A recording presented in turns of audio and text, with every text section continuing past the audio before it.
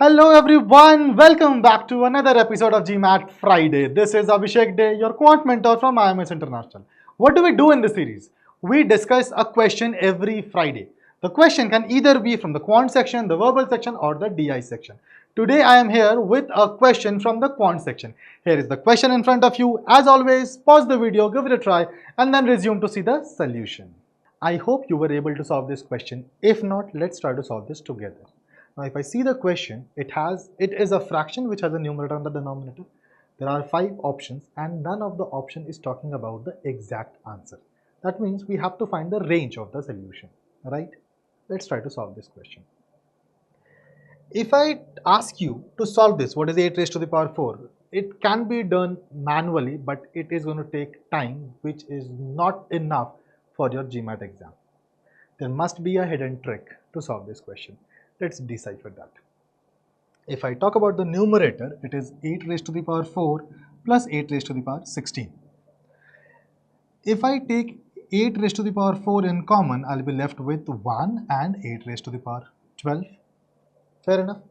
Now, I can say that 8 raised to the power 12 is so big that I can ignore this 1 and I can write 1 plus 8 raised to the power will be 8 raised to the power 12 will be approximately same as 8 raised to the power 12, right?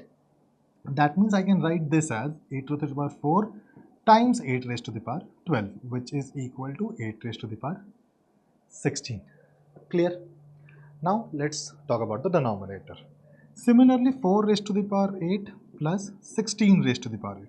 Now the 16 raised to the power 8 can be written as 4 raised to the power 8 into 4 raised to the power 8. And now I can take 4 raised to the power 8 in common and I'll be left with 1 plus 4 raised to the power 8. Again, 4 raised to the power 8 is again so big that I can ignore 1 and I can write 1 plus 4 raised to the power 8 as 4 raised to the power 8, right? That means this is going to be 4 raised to the power 8 times 4 raised to the power 8, that is 4 raised to the power 16. That means this fraction is now approximately equivalent to 8 raised to the power 16 upon 4 raised to the power 16. Now what is 8 raised to the power 16 upon 4 raised to the power 16? This is simply 8 by 4 raised to the power 16, which is 2 raised to the power 16. Now 2 raised to the power 16 is a huge number. That means I can neglect the first 3 options at least, right? I just need to see whether this number is going to be more than 50,000 or less than 50,000 or more than 50,000. Now let's look at this number. 2 raised to the power 16 can be written as 2 raised to the power 10 and 2 raised to the power 6. Why did I do this?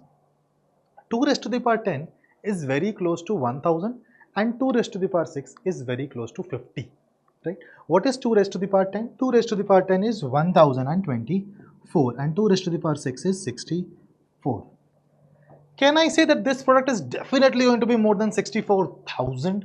Because this number is more than 1000. That means even if I say that this is more than 64,000, the resultant is going to be more than 64,000. That means that is definitely greater than 50,000. I hope you understand this question, the solution. If that's true, don't forget to share it with your friends, give it a like and subscribe for more such insights. Bye-bye.